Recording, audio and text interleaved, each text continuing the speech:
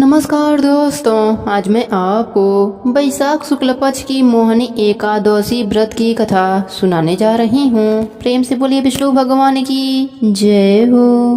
भगवान श्री कृष्ण के मुखरा बिंद से इतनी कथा सुनकर पांडु नंदन महाराज युधिष्ठिर ने उनसे कहा, भगवान आपकी अमृतमयी वाणी में इन कथा को सुना, परंतु हृदय की जिज्ञासा नष्ट होने के बजाय और भी प्रबल हो गई है। अब आप कृपा कर बैसाख शुक्ल पक्ष की एकादशी के व्रत का विधान एवं माहात्म्य वर्णन कर मेरे तृषित हृदय की प्यास को हरण कीजिए। पांडु नंदन के ऐसे वचन सुन भगवान श्री कृष्ण मुस्कुराते हुए बोले, राजन अब मैं तुम्हें वह कथा सुनाता हूँ जो महर्षि वशिष्ठ ने मर्यादा पुरुषोत्तम भगवान रामचंद्र जी को सुनाई थी। एक समय की बात है, भगवान रामचंद्र जी ने अपने गुरु वशिष्ठ के आश्रम में जा उन्हें प्रणाम किया और हाथ जोड़कर कहा, हे भगवान आप कृपा कर मुझे कोई एक ऐसा व्रत बतावें कि जिसके करने से अनन्य पुण्य फल की प्राप्ति हो और अनायास ही धर्म अर्थ काम और मोक्ष की भी प्राप्ति हो। भगवान रामचंद्र के ऐसे वचन सुन वशिष्ठ जी ने कहा, वश्य तुम धन्य हो जो तुमने इस प्रकार का प्रश्न करके लोक के कल्याण की कामना की है। अच्छा तो सुनिए, बैसाख शुक्ल पक्ष की एकादशी का नाम मोहिनी है। इस मोहिनी एकादशी का व्रत जगत के समस्त मोह जाल और पाप कर्मों से मुक्ति करा देता है। मैं आपको इस विषय का एक अत्यंत प्राचीन इतिहास सुनाता हूँ, सावधान होकर सुनिए। इस आख्यान के सुनने एवं सुनाने से महान भी पाप नष्ट हो जाते हैं। सरस्वती नदी के किनारे भद्रावती नाम की एक नगरी थी। वहाँ का राजा सोम वंशो उत्पन्न अत्यंत धर्मात्मा, दयालु, सत्यवादी एवं न्यायी था। उसका वैश्य कुल उत्पन्न धनपाल नामक मंत्री अत्यंत धर्मात्मा और परम वैष्णव था।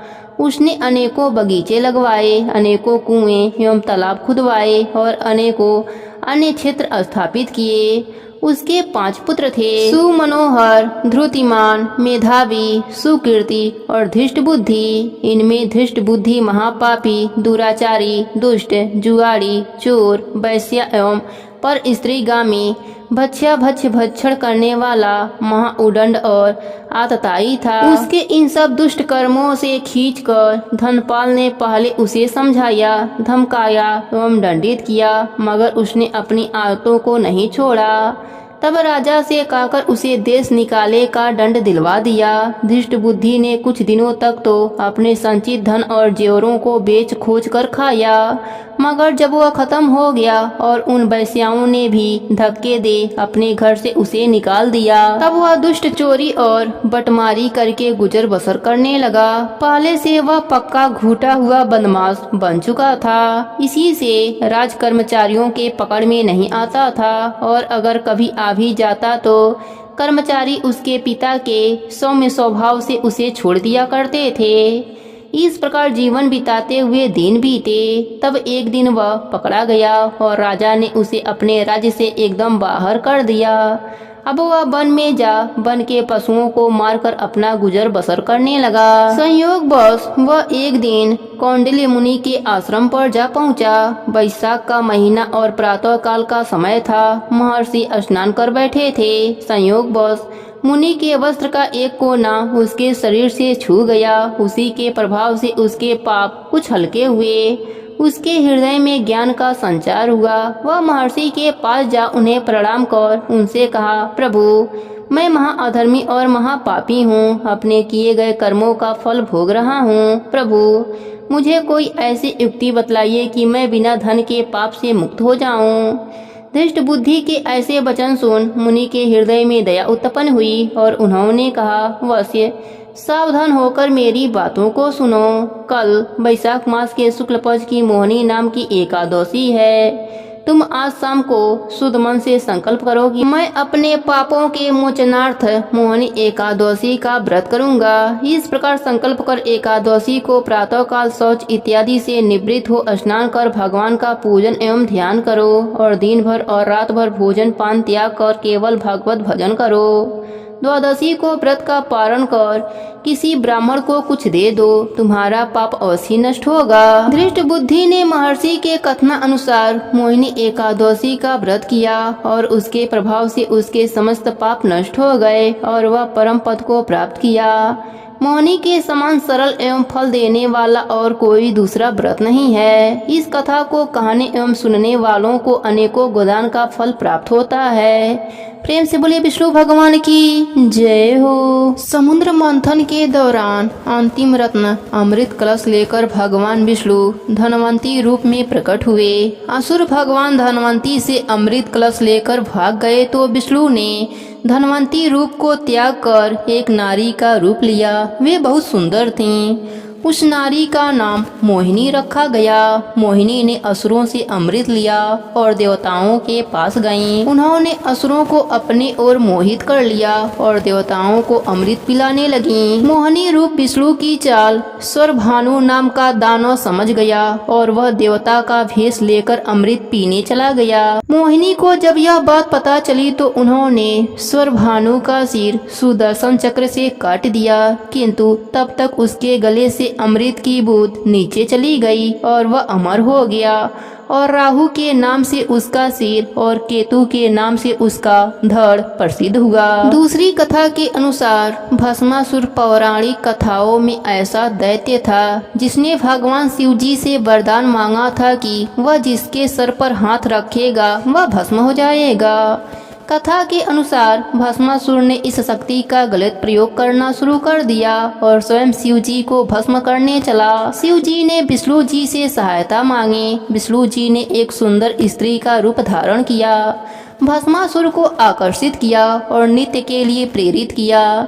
नृत्य करते समय भस्मासुर विष्णु जी की ही तरह नृत्य करने लगा और उचित मौका देखकर विष्णु जी ने अपने सर पर हाथ रखा, जिसकी नकल शक्ति और काम के नशे में चूर भस्मासुर ने भी की। भस्मासुर अपने ही वरदान से भस्म हो गया। प्रेम से बोलिए विष्णु भगवान की जय हो। एक बार एक बुढ़िया माई ने 11 का व्रत रखा। बड़े ही भक्ति भाव से पूजा अर्चना करी। उन्हें वृद्ध अवस्था में क्या बाधा थी। वह तो अपने पुत्र पौत्रों की सुख सुविधा के लिए व्रत किया था। वह दिन भर तो मन को कठोर करके अपने प्यास को रोके रहीं और दिन में ब्राह्मणों को मिट्टी के पात्र में भरकर पानी और ऋतुफल दान दिया। दोना भर के चीनी और दही वितरण किया। उन्हें गर्मी के कारण बहुत बेचैनी हो रही थी। इस कारण वह बहुत देर तक पानी में पड़ी रहीं, मुंह धोती रहीं। तब कहीं थोड़ा बहुत धैर्य बंध पाया। धूप तो तेज पड़ ही रही थी, इस कारण बार बार मुख सूख रहा था। बहुत बेचैनी हो रही थी। एक तो बुढ़ापा और दूसरा यह भयंकर गर्मी। वृद्धा अवस्था में स्थिति तो कुछ दूसरे ही प्रकार की होती है। जैसे तैसे हाथ पैर धोकर के दिन कट पाया। अब पहाड़ सी रात सामने थी। उनका कटना बड़ा ही कठिन दिखाई दे रहा था। खटिया पर पड़े पड़े शांति नहीं मिल रही थी। वे बार बार करवट बदल रही थीं। अनेक बार वह बाहर जाती और भीतर आती। उन्हें घर के अंदर शांति नहीं मिल रही थी। वे खटिया पर पड़ी पड़ी 11 माता का स्मरण करती रहीं। वे कहती रहीं, हे माता, आप मेरी लाज रखना, आप मुझे शक्ति देना जिससे मैं यह व्रत पूर्ण कर सकूं और यह पहाड़ सी रात शांति पूर्वक व्यतीत हो सके। प्यास के कारण बुढ़िया माई की बेचैनी बढ़ती ही जा रही थी। उन्होंने धैर्य रखने का बहुत प्रयास किया, किंतु सहनशीलता की सीमा टूट गई और वह घबराकर एकदम चिल्ला उठी। बोली कि बचाओ बचाओ। अम्मा का चिल्लाना सुनकर परिवार भर के नर नारी, बच्चे, अड़ोसी पड़ोसी एकत्रित होकर बुढ़िया अम्मा के खटिया के समीप पहुंच गए। सबने पूछा कि अम्मा, आपको क्या हुआ? आप क्यों चिल्ला रही थीं? आप इस वृद्ध अवस्था में यह कठिन व्रत क्यों करती हैं? अम्मा जी, शक्ति से ही भक्ति होती है। थोड़ी देर में वह फिर बोली, मेरे प्राण निकले जा रहे हैं, मेरे छाती पर ठंडे पानी का घड़ा रख दो। अब नातियों ने दादी के छाती पर ठंडे पानी का पात्र रख दिया। तब उन्हें थोड़ा बहुत आराम मिला और थोड़ी देर के लिए उन्होंने अपनी आंखें बंद कर लिया। अब 11 माता ने सोचा यह बुढ़िया अम्मा तो बहुत ही कठोर हैं, जरा जाकर उनकी परीक्षा लेनी चाहिए। वे आधी रात को मुर्गा बनकर टेर लगाने लगीं। मुर्गा की आवाज सुनकर दादी जल्दी से उठी और बाहर जाकर आसमान की ओर देखा, किंतु आसमान में कहीं उन्हें प्रातःकालीन तारा नजर नहीं आया। वे सोचने लगीं, यह मुर्गा क्यों और कैसे बोल गया। उन्हें प्यास तो लग ही रही थी, थोड़ा बहुत उनका मन भी विचलित हो गया। अंत में उन्होंने दृढ़ निश्चय कर लिया कि मैं व्रत को पूर्ण करके ही छोड़ूंगी, चाहे भले ही मेरे प्राण क्यों ना निकल जाएं। यह सोचकर फिर खटिया पर शिथिल होकर लेट गईं। थोड़ी देर में 11 माता ने उनका फिर से परीक्षा लेनी चाहिए। एक छोटी सी बालिका एक गिलास में शरबत लेकर उनके सिरहाने आकर खड़ी हो गई और जोर से बोली, दादी जी सवेरा हो गया है, आप हाथ मुंह धोकर शरबत को पी लीजिए। पहले तो शरबत का गिलास देखकर उनका मन मचल उठा, किंतु अचानक व्रत का स्मरण हो आया और उन्होंने सोचा कि मैं किसी भी प्रकार से अभी शरबत नहीं पी सकती हूँ, और वे शांति पूर्वक अपने खटिया पर लेट गईं। फिर थोड़ी ही देर में उन्हें ऐसा लगा जैसे किसी ने उन्हें पानी के कुएं में पलट दिया हो। वे बड़ी देर तक हाथ पैर चलाती रहीं, किंतु उन्होंने अपने मुंह में एक बूंद भी पानी जाने नहीं दिया। वे दृढ़ता पूर्वक अपने व्रत का पालन करती रहीं। थोड़ी देर में न जाने कहां से सामने आग जलने लगी, जिससे भारी गर्मी बढ़ने लगी। प्यास के कारण प्राण निकलने लगे, किंतु बुढ़िया माई का कुछ भी बिगड़ नहीं पाया। वे जहाँ की तहाँ मुस्कुराती हुई बैठी रहीं। थोड़ी ही देर में बाहर प्रकाश दिखाई देने लगा, ऐसा लगा जैसे सवेरा हो गया हो। बुढ़िया माई ने जब बाहर निकलकर देखा तो समझ गईं अभी सवेरा होने में 3-4 घंटे की देरी है। यह जानकर भी वह शांति पूर्वक इधर उधर घूमने लगीं।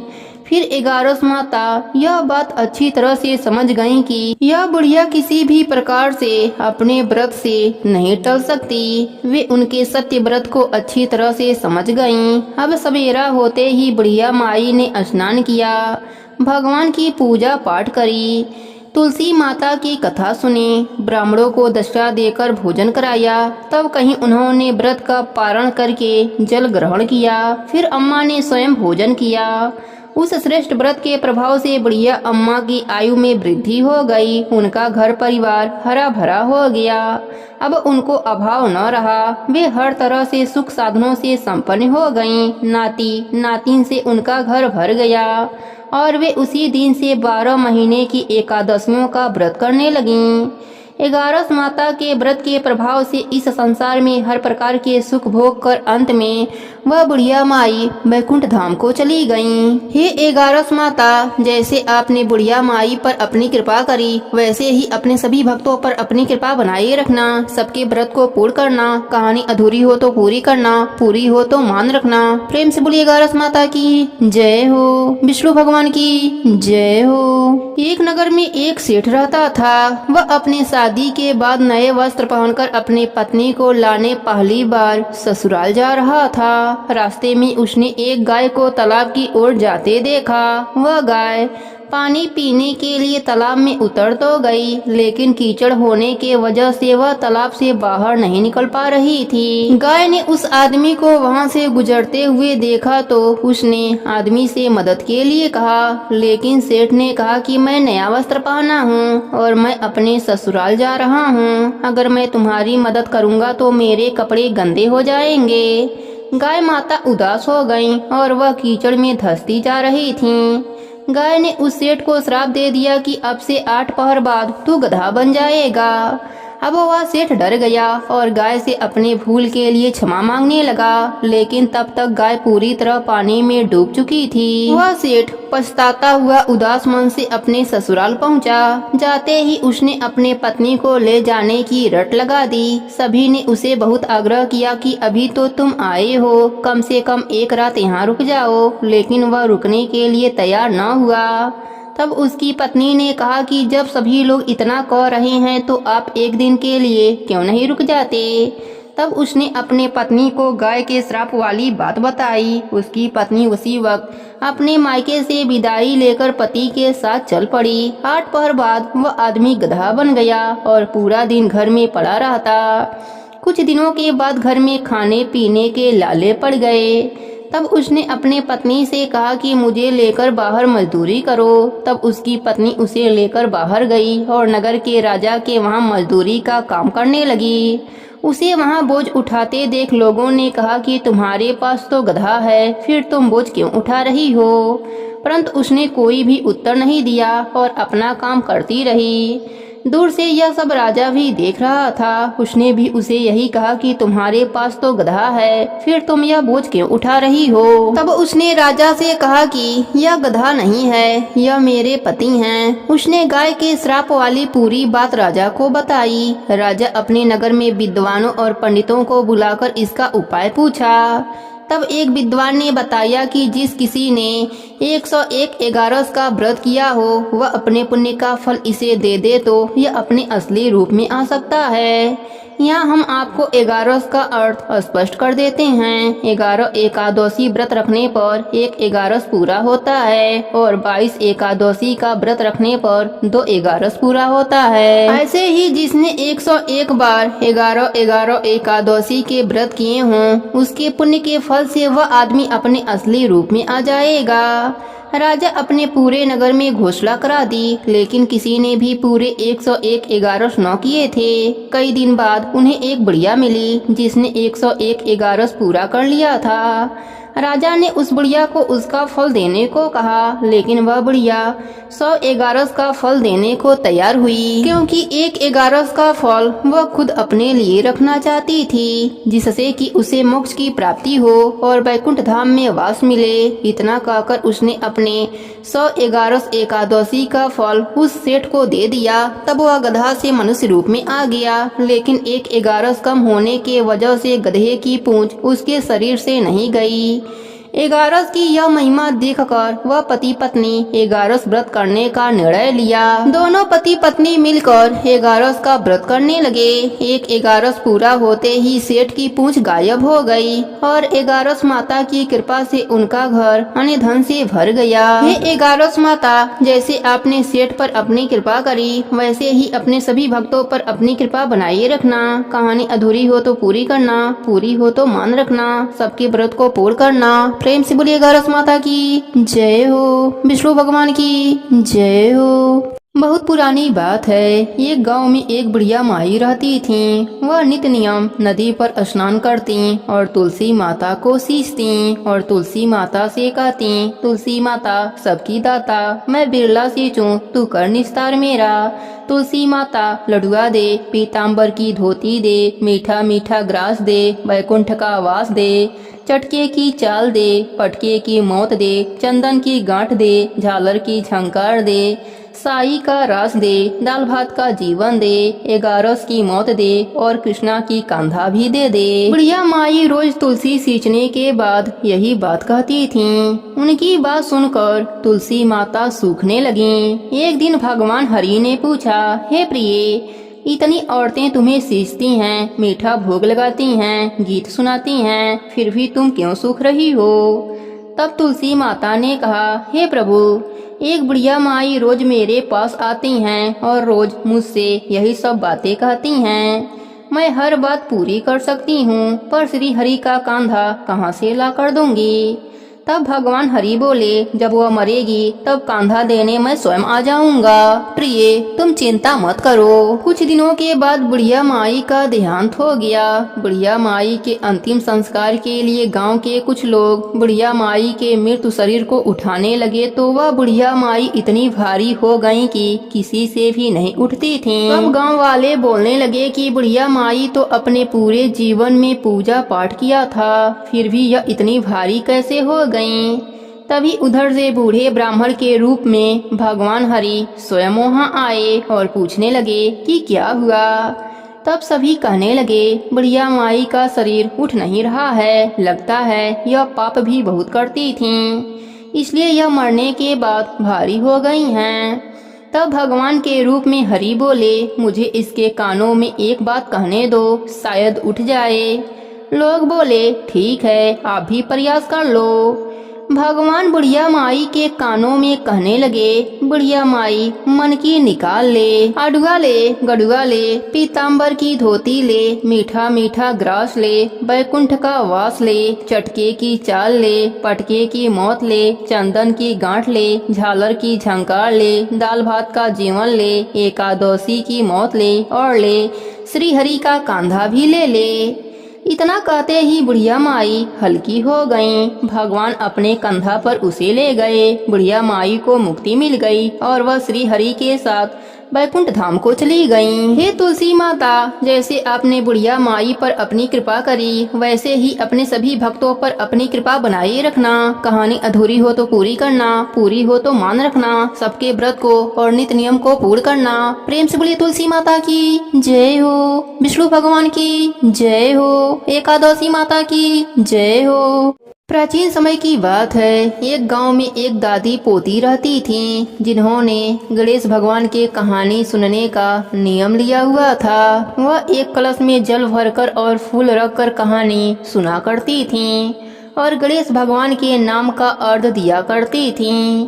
एक दिन पोती का विवाह हो गया। जब वह ससुराल जाने लगी, तब दादी ने उसे सिर्फ एक कलश में जल भर कर दिया और कहा, गणेश भगवान के कहानी का नेम कभी मत छोड़ना। पोती विदा होकर ससुराल चली गई और चलते चलते सोचती रही कि ससुराल में सब पूछेंगे कि बहू क्या क्या लाई हो तो मैं क्या बताऊंगी। गणेश भगवान ने सोचा, यह लड़की बहुत परेशान है, मुझे इसके संकट को मिटाना चाहिए। रास्ते में पोती ने गणेश भगवान की कहानी कहकर अर्घ दिया। जैसे ही उसने अर्घ दिया, वहाँ हीरे मोतियों का कुंड भर गया। हीरे मोतियों से भरे हुए कुंडे को देखकर पोती बहुत खुश हुई। फिर वह खूब पहन ओढ़कर ससुराल पहुँची। वहाँ उसके ससुर जी ने उसके सास से कहा कि हमारी बहू तो बहुत बड़े घर की है, बहुत सा धन लेकर आई है। तुम ऐसा करो, पड़ोसन के वहाँ से मूंग चावल लाकर बहू के लिए भोजन बनाओ। जब उसकी सास मूंग चावल बनाने लगी तो बहू ने कहा, माँ जी, आप यह मूंग की दाल और चावल मेरे कलश के जल से बनाओ। सास ने अपने बहू की बात को मानकर कलश के जल से चावल और दाल बनाई।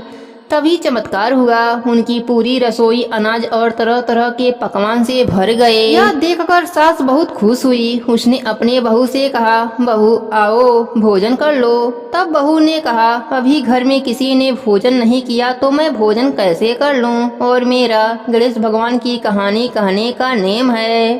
सास ने कहा, बहू मैं भी कहानी सुनूंगी।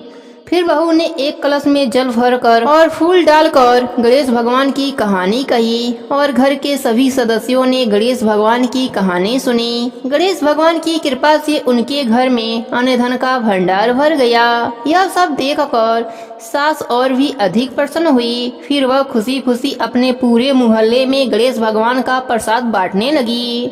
तब उसकी पड़ोसन ने कहा, अभी तो तुम चावल और दाल उधार लेकर गई थी और इतनी जल्दी इतना सारा धन कहाँ से लाई। तब उसकी सास बोली, मेरी बहू हर रोज गणेश भगवान की कहानी कहती है, यह सब उसी का फल है। सास की बात सुनकर पड़ोसन को बड़ी हैरानी हुई और उसने कहा, मैं भी गणेश भगवान की कहानी सुना करूंगी। अब पड़ोसन भी नित नेम से गणेश भगवान की कहानी सुनने लगी। गणेश भगवान की कृपा से पड़ोसन का घर भी अन्न धन से भर गया। हे गणेश जी महाराज, जैसी कृपा आपने पोती पर करी, वैसी ही कृपा आप अपने सभी भक्तों पर करना। सबके नित्य नियम और व्रत को पूर्ण करना। कहानी अधूरी हो तो पूरी करना, पूरी हो तो मान रखना। प्रेम से बोलिए गणेश भगवान की जय हो।